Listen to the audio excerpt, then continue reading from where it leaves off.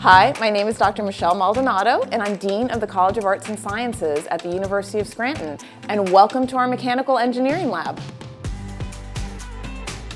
My name is Amir Zamanian. I'm an assistant professor of mechanical engineering. Mechanical engineering is a profession that we deal with analysis of force and moments. And it goes through very different disciplines: oil and gas industry, aerospace industry, vehicle industry, biomedical devices, and many other researches that are directly or indirectly related to mechanical engineering.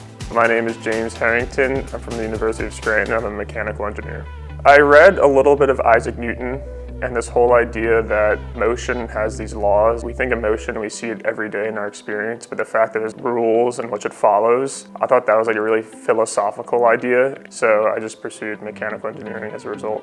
One of the things that really makes our mechanical engineering major distinctive is the space you're going to see. We have a brand new lab with top-of-the-line equipment and technology, including mechanics of material lab, thermal heat transfer lab, vibrations and control lab, student innovation center and machine shop, and computer-aided design labs. We really pride ourselves in our educational setting. Our small class sizes allow faculty to build relationships with our students, to know our students' names, so that your professors really know who you are. Whenever I have a problem, I can always just go to my professor and ask him for help.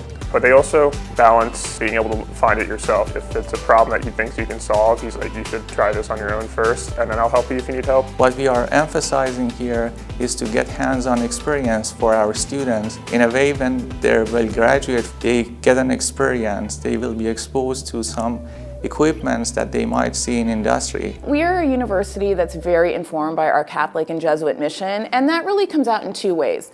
One is how we approach our students. We really want to contribute to our students' formation so that they're individuals that really are committed to solving the critical problems of this world.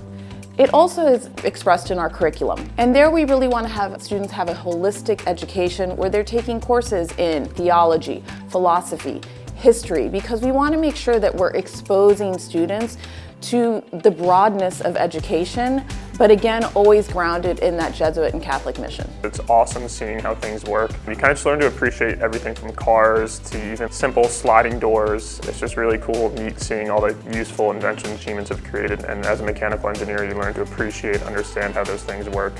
When you see what you've learned before is useful and you can transfer them to the next generation of our student, and that is some purpose for me to teach my student what they need for their future career in a way that they can well serve to the society and they will be successful in their future.